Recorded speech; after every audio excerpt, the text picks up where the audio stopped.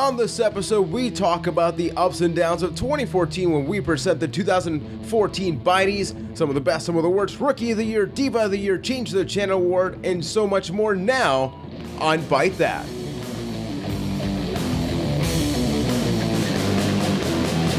Welcome everybody to episode 70, a very special edition of Byte That, the somewhat maybe international professional wrestling podcast where we talk about the ups and downs of WWE in 2014 as we present the 2014 Byte Awards, which is where we sit down, we analyze what happened in 2014 that worked, that didn't work. And my name is Juan Velas. I'm from San Juan, Puerto Rico, and in order to really get into the nitty-gritty of what happened in 2014, I have with me all the way from Boston, Massachusetts, Mr. Ryan McNulty. How you doing, man? Welcome back. Juan, I'm doing good. I'm glad to be here for those watching on YouTube. Another video edition of the podcast. Very excited to do this. Obviously, it's a rare opportunity as we're, all of us who do the show, Keith included, are in different parts of the world, if you will. And even just the two of us to be together, it's pretty cool to have that. And looking back at 2014, we're going to give our picks for what we think are, some of the best moments, and we got various categories here. And as well as I did a video a couple weeks ago to kind of get the viewer picks as well. So it's not just our picks that we're going to go over, it's your picks. So we like to have that audience involvement. So I'm looking forward to going through these and really looking back at what was a crazy year for professional wrestling, WWE especially. Exactly, and we'll slowly get into anything from a rookie to obviously superstar of the year, match of the year. You know what? We're going to go down a beautiful list that you guys interacted, as Ryan mentioned. So first off, Mr. McNulty will present the Rookie of the Year award. Yeah, so for Rookie of the Year, our nominees, first we have Rusev. So Rusev, a guy who has just had an absolute dominant first year.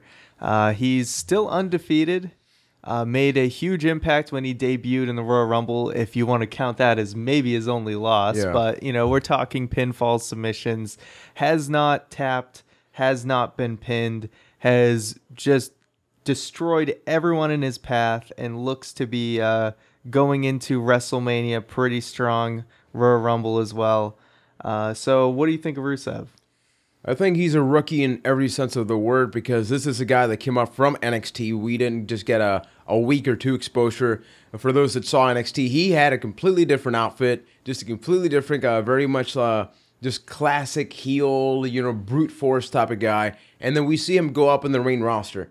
I think a lot of people did not expect his gimmick to get over as well as it has because, there will always be haters to gimmicks like this because it's anti-America. This has been done to death.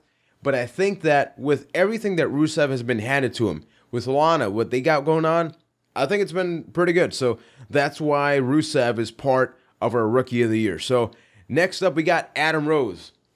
So yeah, Adam Rose. Well, before that, actually, we almost kind of want to put Lana almost right next to Rusev. Exactly. We're going to kind of bundle them together. You could even make an argument for her being on her own.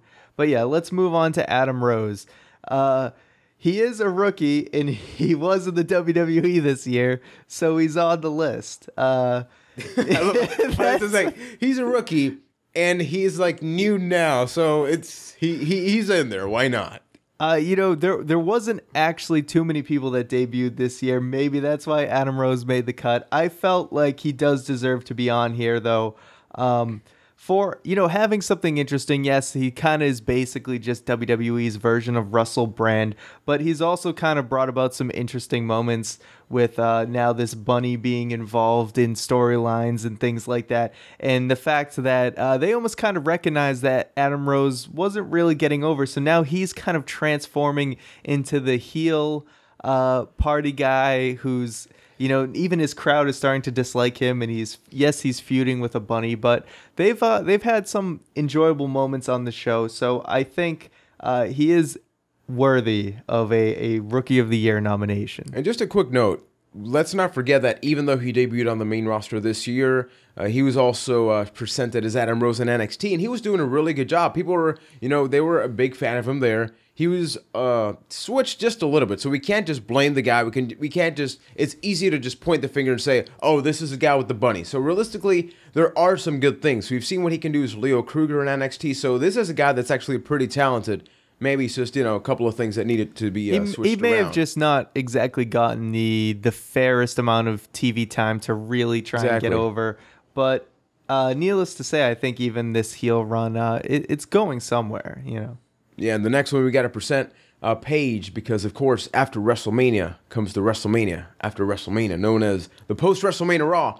And in this happened, Paige made her WWE debut and not just shook the world in the way that everybody that watched NXT was like, yeah, Paige has to go to the main roster.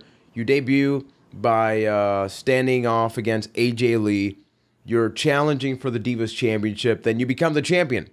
Night one. Obviously, that is an insane amount of pressure, and I think that Paige has, unfortunately, her character has maybe been diminished a little bit, but kind of like Adam Rose, hey, you get what you're given, and I think she's making the most of it, considering the fact she's like the youngest champion in WWE history. Yeah, exactly. That's something to put on the resume for sure, and, coming in early, I'm not always a big fan of putting a belt on somebody immediately, but I think she did a good job with what she was given. I mean, it's tough to get over immediately as champion when, a good chunk of the crowd had never even heard of her before. But I think things really started to take off with her feud with AJ Lee. I thought they had a really solid feud, and it's a shame things just kind of just stopped. I feel like there could have been more there, but they did give it a couple pay-per-views. They gave it a decent amount of time, and they did give her more character towards the end, and now it just feels like she's kind of not really doing anything. But the majority of this year, she was involved in an important feud, and I think did pretty damn good for her first year. And then we got this last one. I debated because we haven't seen too much from this guy in the WWE. It's a new kid called Sting. I don't know, have you seen this? Ever heard about this?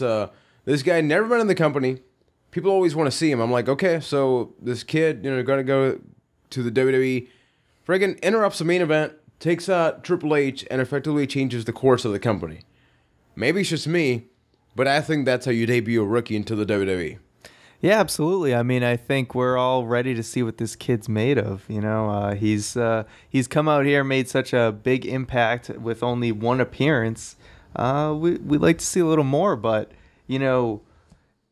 actions are pretty. You're one. It's quality over quantity, I think, is where I'm going with this. And his quality of his one appearance almost trumps some of these other rookies' whole year. So that's something to think about. Exactly. So we got Rusev, we got Adam Rose, Paige, Sting. So I think it's time to reveal the Rookie of the Year. You ready, Ryan? Yes. And the winner for Rookie of the Year of the 2014 Byte That Byteys is Rusev. Now, we legally cannot play the music, so just, play it in your head. All right. If I say it, if I have yeah, we gotta be really careful with that, people. But yeah, Rusev is the winner of the Rookie of the Year. This man, he was dealt a tough card, a gimmick that's been done to death, and he's made the best of it. He is the current U.S. champion. I think this guy, once he's passed with this gimmick, there's a lot on the way for him.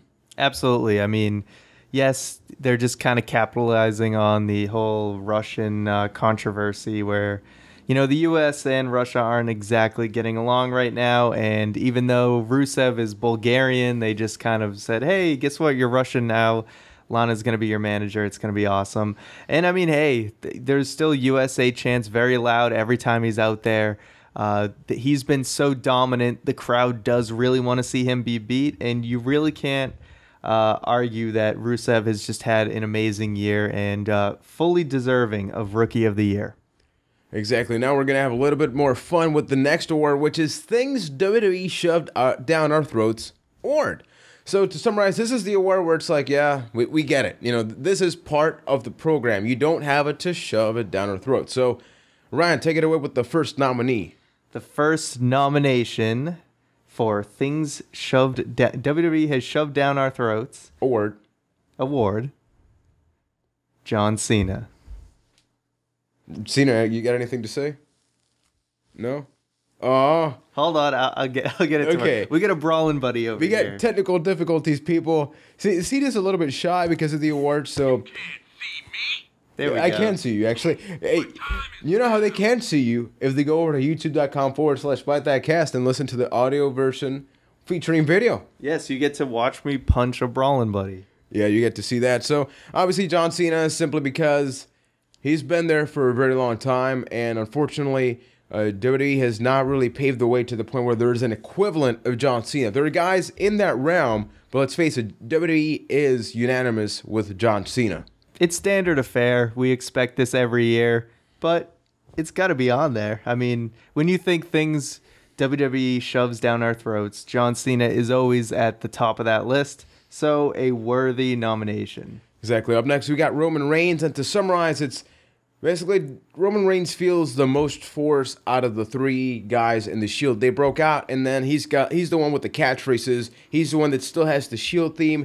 He's the one that they're always building up, like everything from the Superman punch. It seems the least organic of the three. Dean Ambrose was dealt a tough situation in the way that they sort of just let him to the side, and he made the best of it, and we see that result. But with Roman Reigns, it's like you're coming back, and then you're on the road to WrestleMania, and it definitely seems like he is going to become possibly the winner, maybe even the champion soon. I mean, yeah, you can look at things and see that they've really given Rollins a lot. But it's a lot different when they're trying to get you to like somebody.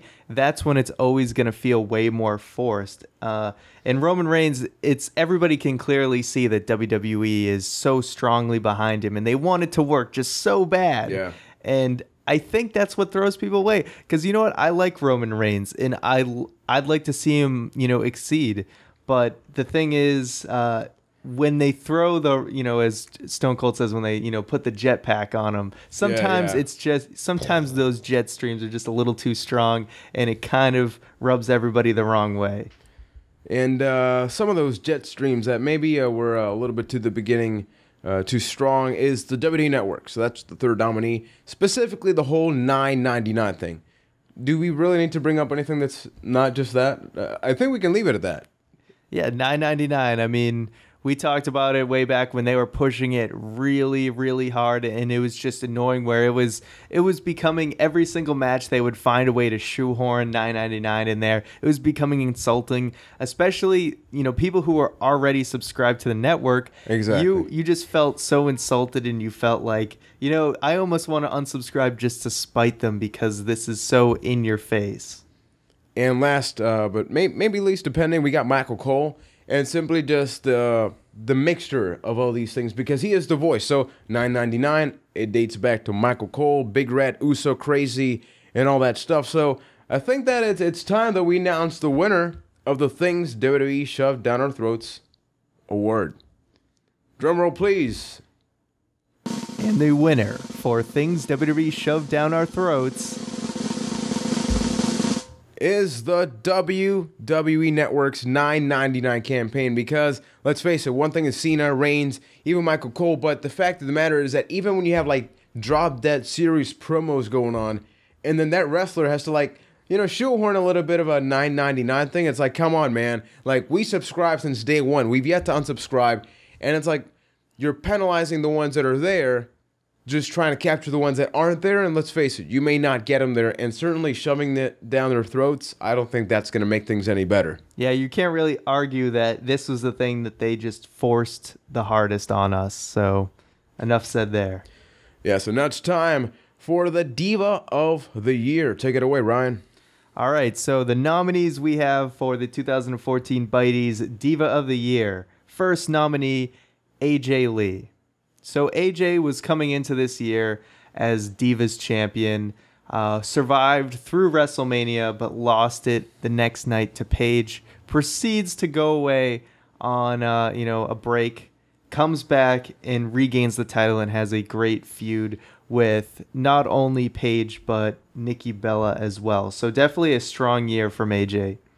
Yeah, with Paige, we pretty much brought it up in the Rookie of the Year. Essentially, she came in this year and took the world by storm. So obviously, we got to take her up for Diva of the Year nominee.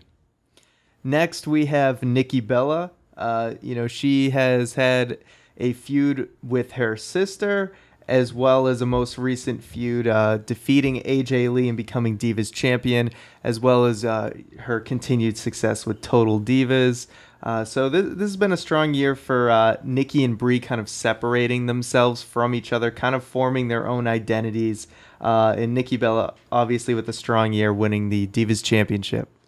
Yeah, and then we got the final nominee, which is Brie Bella, Nikki's sister.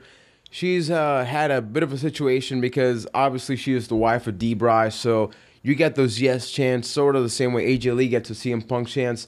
But in her case, she actually tries to integrate that. So she almost has the pressure of keeping the yes chants alive while Dana Bryan's there. And even though the storyline between the Bella twins has been a little sketchy, I gotta say, overall, both Bella twins have improved a lot in the ring, but we'll leave the rest for not to mention Brie Bella had a feud at SummerSlam with Stephanie McMahon as well, so that was another big thing for her, being involved with the Authority, having the whole thing with Stephanie getting arrested, being fired, all that good that was stuff. A big time SummerSlam match for her. So now this is an interesting award because not only are we revealing our winner, we are also revealing the winner of the viewer pick. So those that participated in Ryan's video, we got double announcement. So Ryan, take us away. We'll first start with our pick. Our pick for Diva of the Year in the 2014 Bytes is Paige. Woo! Oh, I don't know the words to the song. And then the viewer pick, we got Nikki Bella. That's great. Thank you guys for voting. The majority thought that Nikki Bella deserved it. Probably most recently for her great feud with AJ and the Brie and Nikki feud as well. Yeah, and just a quick tidbit: this is the first non-unanimous vote we actually had in Byte That because Ryan and Keith actually chose Paige. I actually went with Nikki Bella. So viewers, I'm with you guys. I agree 100% with the Nikki Bella pick. But hey, we both had a great year. Next up, we got the Change the Channel Award because sometimes, WWE shoves something down our throat, but it goes to the point where you got to go to the hospital, man, and miss the product because you're like, man, stop it. I get it. You got to do that, but there comes a point in time where you change the channel, turn on Netflix, or even play a wrestling video game just as long as you do not watch the product. So Ryan, take us away with the first nominee. So there's going to be a little crossover between the Shove Down Our Throats Award and the Change the Channel Award, but I think the spirit of the Change the Channel Award magnitude is that it's just more intense at in smaller amounts of time. So our first nominee here is the Raw commentary team. What else really needs to be said other than there's just, times where it's like you want to be into this match, but you can't because they're taking you out of it. They're bickering with each other about pointless things, or they're saying things like "Uso crazy" and "Big Red." A lot of these Michael Cole catchphrases, or just JBL. He has been. Someone described it well, where they said that he has basically been brought down to Cole and King's level. And now he's instead of being above it all, he's just arguing with them, and it's like. It's just gone out of control, and the focus, I feel like, has been taken off the product a lot of times with their commentary. Up next, we have a repeating nominee, this time switching to Change the Channel. We got the $9.99 campaign, because once again, when you go to the point of interfering with what's happening on TV, at some point you are going to want to change the channel. So that's why we had to double nominate it into different categories. Yes, no, there were legitimate times where I was getting so angry about this $9.99 business. Back in the summer, I think, and I was, about to change the channel. And our next nominee is a long list of terrible guest hosts, whether it be segments with Larry the Cable Guy, or you have Florida Georgia Line, or Nene Leaks, if that's contributing so much to what is happening in the ring, because you can tell, like with Florida Georgia Line, I know you love the man. And I could just feel the enthusiasm when you just heard that commentary that told such a great story. Or when they knocked out Sandow or something. I pushed him down. I don't know.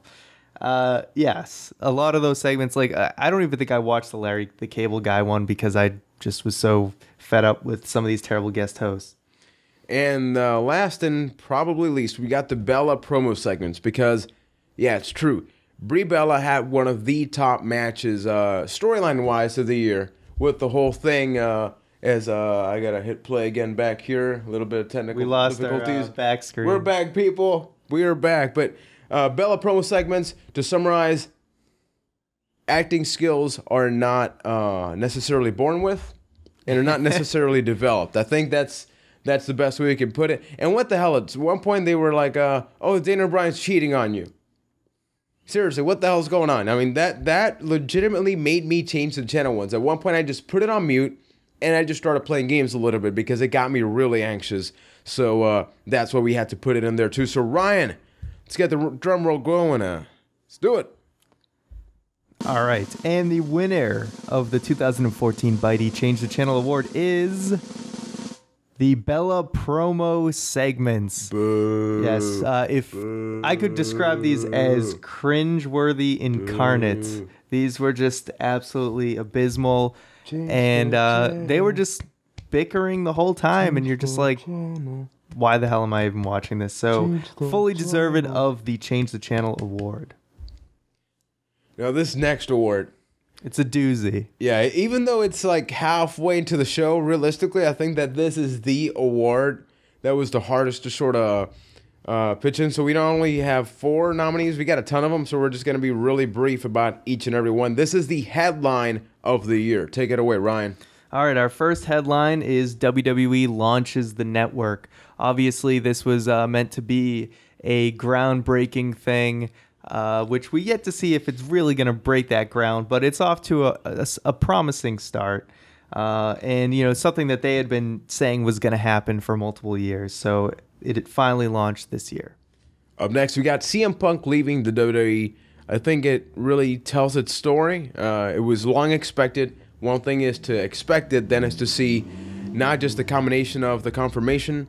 We got the podcast, Punk on UFC. So it's the combination of all these things that obviously puts WWE in not necessarily a negative light, but just a light that maybe they don't really want right now. Our next headline is Undertaker's streak is ended at WrestleMania 30 by Brock Lesnar. I don't think anybody expected it, so we definitely got to put it in there. Next up, we got Ultimate Warrior's Hall of Fame induction, and then his untimely death shortly after. Yeah, I mean, this was something where people weren't sure if, Warrior and Vince would ever get along again. And then, of course, an even more unexpected thing was the night after he returns to Raw for the first time in a very long time, he passes away the very next night. So some very tragic yet major headline. And this next one, CM Punk's back once again with the announcement of CM Punk signs with UFC because we expect guys like Brock Lesnar who have these massive MMA backgrounds, mixed martial arts, amateur wrestling, going in there. But we know CM Punk's banged up. So the first thing we reacted to is like Ryan said it at the end of one of the podcasts, he is going to die. So the fact that that's happening is crazy. In our next headline, something nobody thought would ever happen, which seems to be a trend with these these nominees here. Sting makes his WWE debut at Survivor Series. Obviously, this is crazy. This is basically the last guy, the last biggest star to never step in a ring for Vince McMahon, and it finally happened. Your thoughts? Yeah, who would have thought? Sting in WWE is like the weirdest thing. It's the equivalent of seeing AJ Styles wearing a TNA shirt and a WWE show. It feels like somebody's cheating on somebody. Even if WCW went out of business years ago, I don't think anybody really expected this to happen, especially with Triple H, because everybody expected Undertaker, so the way it happened is just like a really strong combination. Next up, we got Daniel Bryan wins the WWE title at main event of WrestleMania 30. To summarize, yes movement, everything that was going on. Think of the context. Batista wins the Rumble. People get pissed off. We got Boo Tista, Blue Tista, whatever else. You got Tista going on. to the point where they teased it the WWE. Wow, that's horrible. And then they had to change the match at WrestleMania. We get Daniel Bryan in not just one match, but 2 potential matches of the night, and he wins the championship. It's crazy. Yeah, absolutely. Headline never thought possible 2 years ago. Our next nominee, Alberto Del Rio, gets fired for assaulting a WWE employee. This was obviously something that was pretty unexpected. And I guess, I mean, the guy sounds like he deserves it, but at the same time, WWE's hands are kind of tied when things like that happen. An unfortunate situation, but it seems like Del Rio's happier now that he's out. Yeah, he's actually going to be in Puerto Rico. He's going to be in Ring of Honor. He's doing good. So, last up, we got The Authority ends, because The Authority we thought was going to be a thing that was going to be happening for a very long time. And given the context of the situation, The Authority is no longer, even though we actively see Triple H and NXT stuff. So it's like, it doesn't make a lot of sense, but that's why it's also a headline. So I think it's time to reveal the winner of the headline of the year. Headline of the year. Well, let me say that again. Headline of the year for the 2014 Scrubby Awards. Undertaker's streak is ended by Brock Lesnar at WrestleMania 30. I mean, any other year, you wouldn't feel like you'd have so many top headlines with, Sting debuting. Like, how does Sting debuting in WWE not win? Yeah. And the answer is when a storyline that's been going, like a story gimmick or whatever, that's 22 years in the making, finally comes to an end. That's basically the only time something like Sting being in WWE can be trumped. Because we thought to ourselves, in 20 years, when we look back, what are we going to remember the most? And I don't think anyone's ever going to forget witnessing the streak ending at WrestleMania 30. And both are really good, but keep in mind, Sting showed up once, but he can show up 20 times. The streak can only end one time. And I mean, it happened in 2014, man. So exactly. It's crazy. At the end of the day, we're going to remember that moment more than anything else. So because it's a very heavy episode, we got some awards. I'm actually going to throw in a little bit of a background music that you're all accustomed to hearing from Tweet of the Week. And Ryan, I actually want to ask you, how has been this live experience? Even though we don't do the podcast live, I mean, we're right here. I can physically touch them glasses, boy, and it's going to happen. So, well, how's your time in Puerto Rico been? And how's this different podcast experience been? It oddly just feels pretty normal. You'd think the fact that we never see each other in person, that it would be this weird experience. But I mentioned when we were like watching Raw yesterday, I was just like, this feels normal. It feels like any other time, except obviously we have this in-person experience. But my time in Puerto Rico has been great. It's always nice to get out of the cold weather and come to a beautiful tropical area. And we walked through like a forest today. That was really cool. A lot of mosquitoes. Just hoping a coconut wasn't gonna fall on my head, which is actually a legitimate hazard around here. But it's been a great experience. 10 years in the making. You guys are here for the wedding, so unfortunately Keith is not here, but I got to thank all of you for really showing up here. I mean, you guys saw Jamie in last week's episode. Thanks a lot for Gemzos for being here. Thank you for you being here, man, and it's been awesome. So it's been. You know what? Let's go back to the awards for right now. Why don't we do that now? Yes. The sentimental stuff. We don't need no tears happening in the Byte That podcast unless it's a punch to the face from me to Keith. No, I love you, Keith, man. But yeah, let's keep going. So halfway show, we ended it pretty well with the headline of the year, something big, something like that maybe you look forward to. But maybe some of those things that you look forward to don't necessarily pan out. Mm-hmm. Very proud of that transition, by the way. That's why we have the biggest disappointment of the year. Ryan, take it away with the very first nominee. All right, our first nominee, Batista, wins the Royal Rumble. Now, if circumstances were a little bit different, people wouldn't be that disappointed. But the point is, everybody wanted to see Daniel Bryan in that Royal Rumble match. The fact that he wasn't in it and Batista won basically made everyone take out their frustrations on Batista, considering he had just shown up while Diva had worked the whole year for it. So that is our first nominee. Exactly. The next up here in the Byte That podcast, which is currently being recorded right now, we have The Undertaker losing the streak. Because, of course, it is a headline that you do not expect, but a lot of people thought that he was going to retire with an intact streak. Lo and behold, the streak comes to an end. Our next nominee is Adam Rose. Even though he made our Rookie of the Year, I think a lot of us feel he didn't live up to his potential.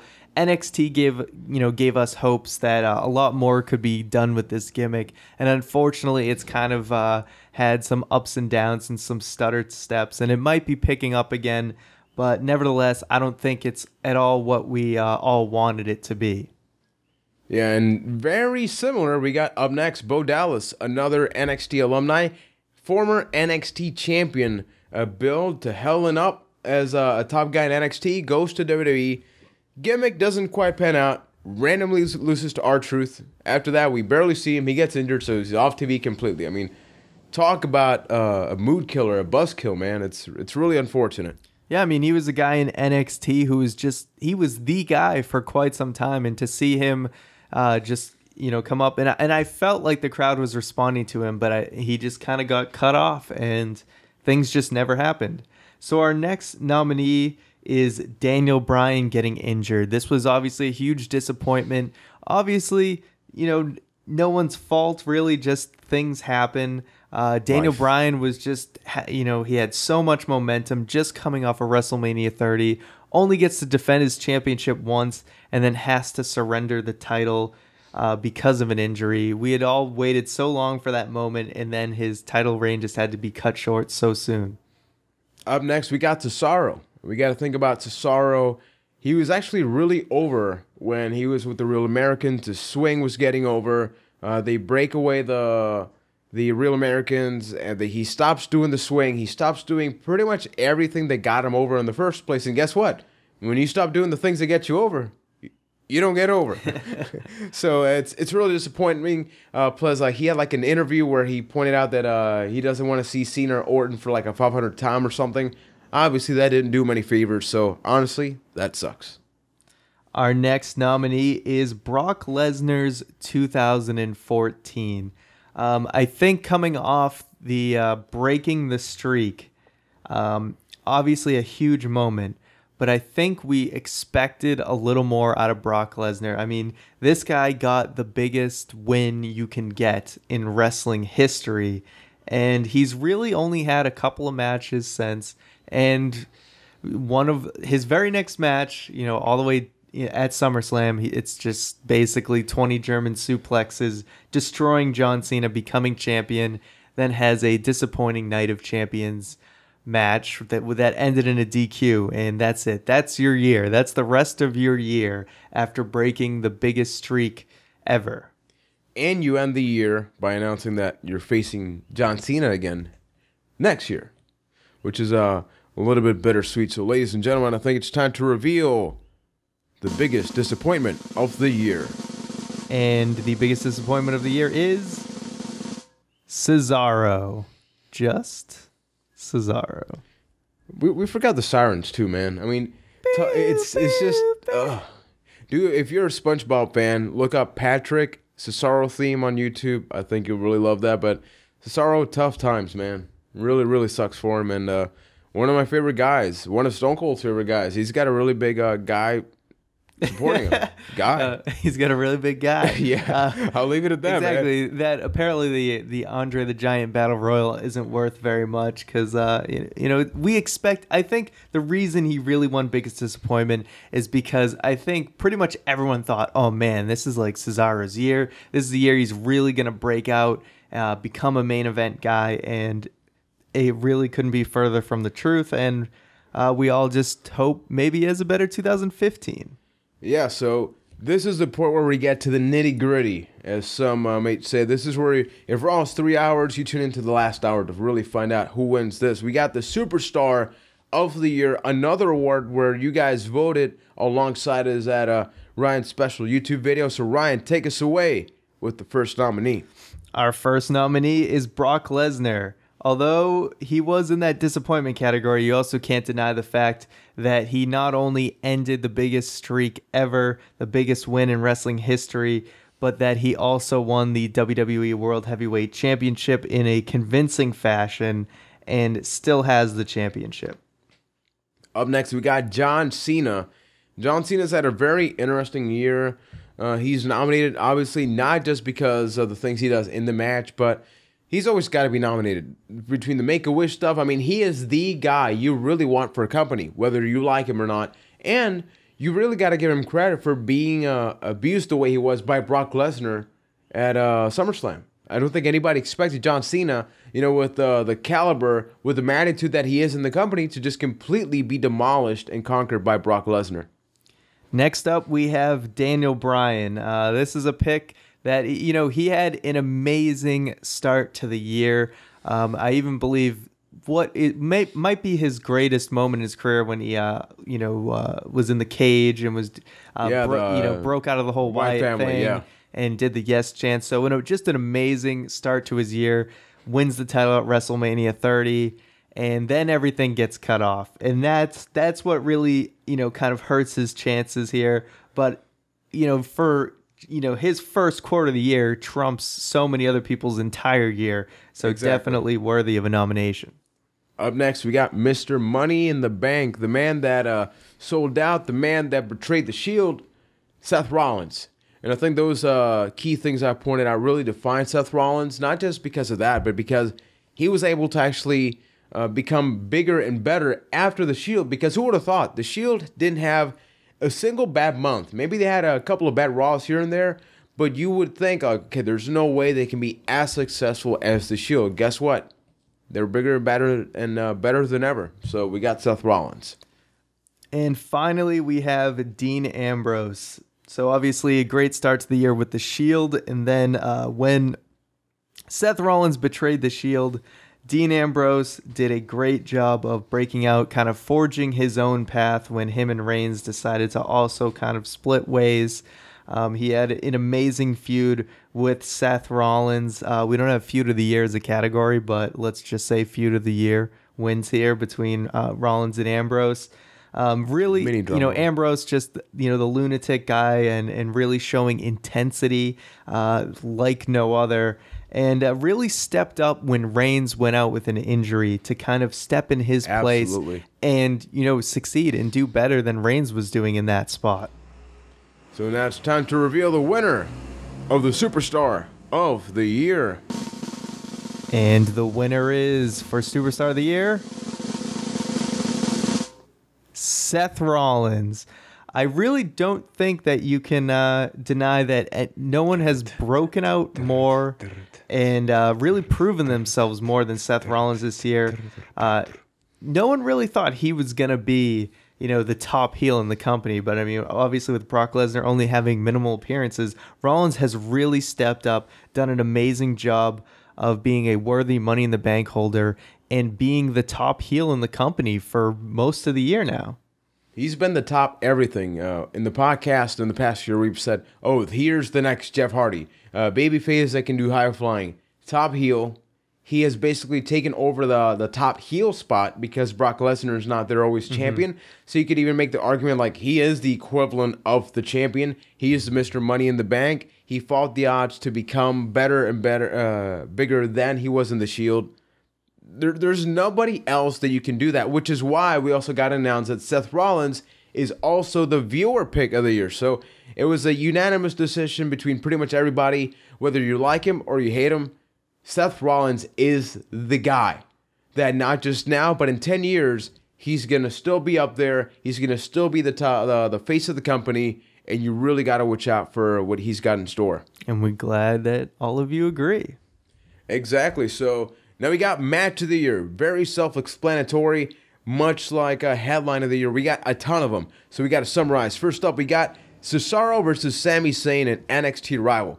That match had everything that you need. You had the NXT rookie that, even though he has an independent pass very similar to Cesaro, you have NXT versus WWE. So it's a situation where, one's trying to move up to the roster and the other one's trying to make sure, like, yeah, you stay down at the bottom. It made for an amazing, amazing match.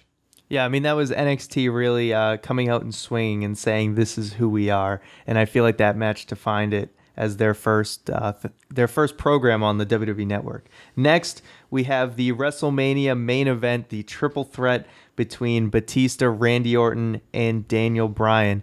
Obviously, this was a great main event, historic. We had Daniel Bryan coming out of there, winning the WWE World Heavyweight Championship, but in some amazing spots as well as that powerbomb RKO through the table where infamously Orton drilled his back on those TVs. That's something we'll always remember. Yes, they did not explode when the cords were pulled from there. So great WrestleMania main event. We are still at WrestleMania 30 when we bring up Triple H versus Daniel Bryan, because before the triple threat there was this match. And the intensity, people up on their feet thinking, can they possibly bury Daniel Bryan at the very beginning of WrestleMania 30? Are we going to get 18 seconds again, where for the next portion of the show you're just like down and sad? No. Triple threat was met thanks to the Triple H Daniel Bryan match. Next up, we have The Authority versus Team Cena at Survivor Series. This match, like I was talking with Juan the other day, has pretty much everything you can possibly want for a match. You got star power in there. You have a lot of drama. You have just intensity. You have the fact that, John Cena gets shockingly eliminated a lot earlier than anyone expected, and Ziggler comes from behind from a 3-1 deficit to win the match. And not only that, but you also have the debut of Sting in WWE in the match. I mean, there's just so much jam-packed into this. Not only that, but you got so many ref bumps, your head is spinning. Ziggler, everything. Every single element of that match was virtually perfect. Yeah, I mean, it just has every single thing you could want in a wrestling match. Up next, we have the combination of matches between the Usos and the Wyatt family. They had some tremendous tag team title matches. Great chemistry between both teams. You have a team like Wyatt family, which is very character-driven, unorthodox. And then you have the high-flying Usos. Makes for an outstanding combination, very reminiscent of like APA versus Hardys or Dudley Boys versus Hardys and ENC, that type of thing. We're getting a modern version, and we got that in Wyatt family versus the Usos. Next up, we have the Shield versus the Wyatt family at Elimination Chamber. And you got to think, anytime there's a "This is awesome" chant before the match even starts, I think it's going to be good. And this match 100% delivered. It was at the end, it was just nonstop action, and you didn't know who was going to win. Ultimately, I believe the Wyatt family won.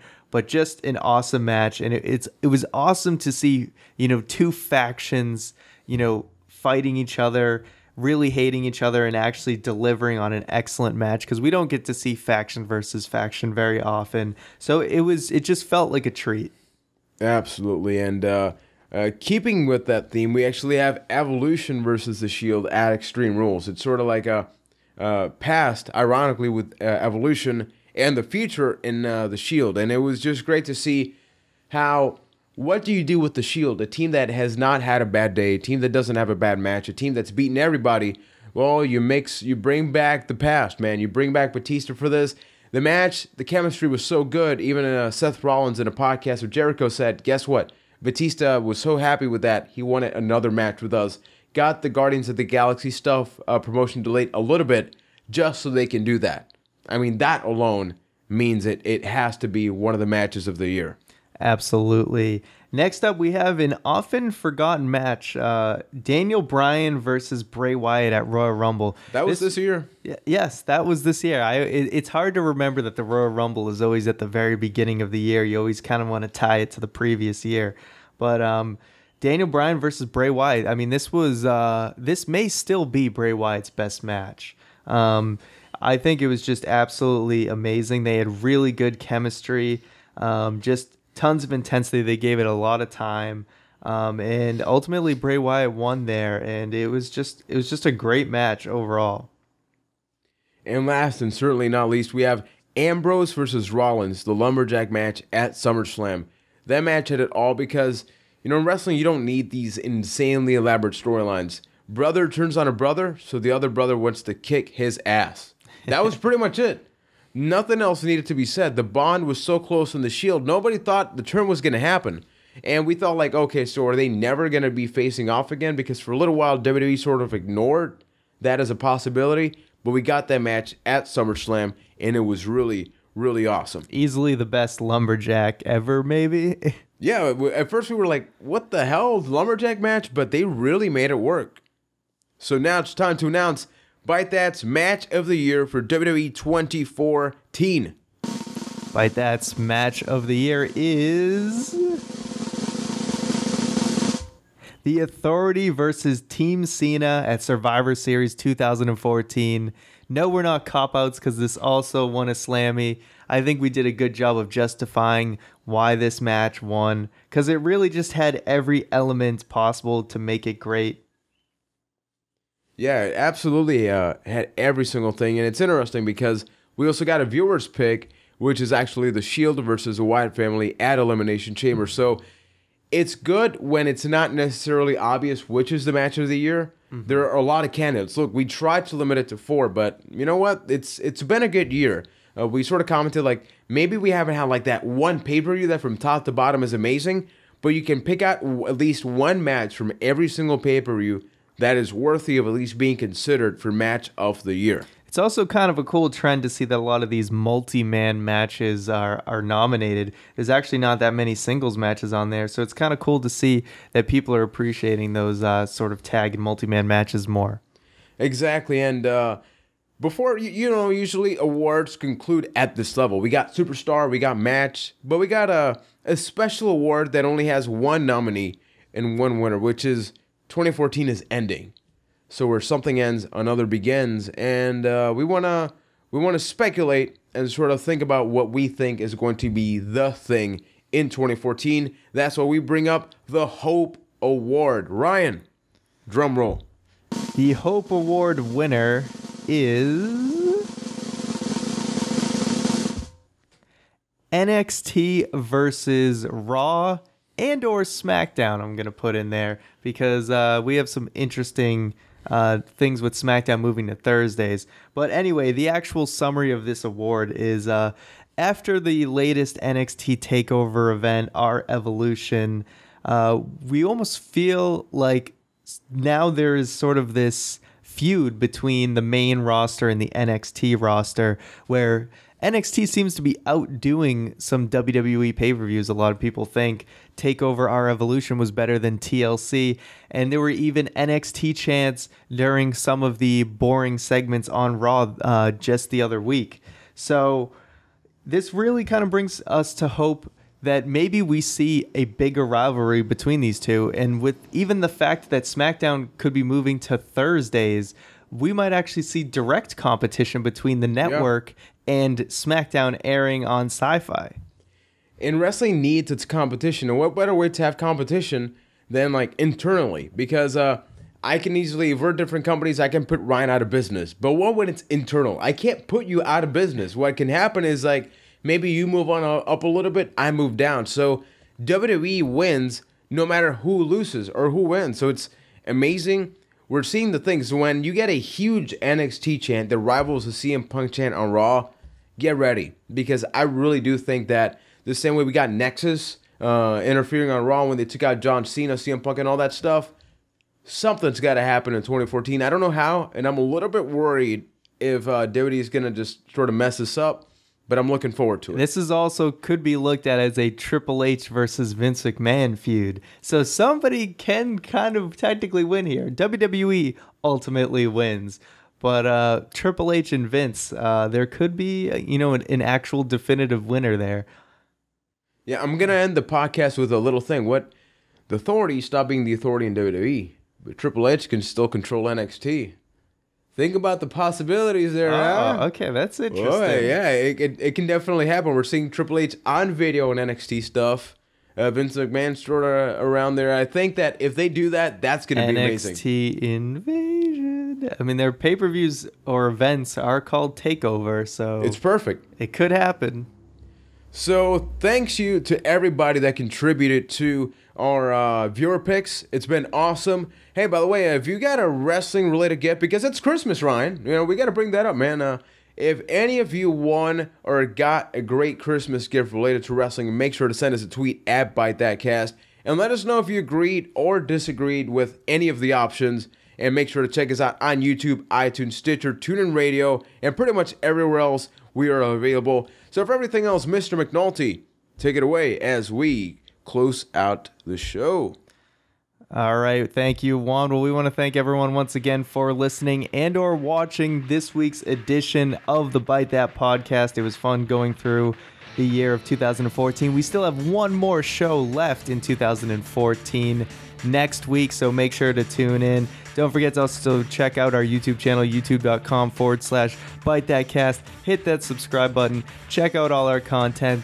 Saturday videos will be coming back, and a lot of other great stuff. Also, don't forget to follow us on social media at ByteThatCast on Twitter, as well as Facebook.com/ByteThatCast. So thank you again, guys, for listening, and have happy holidays.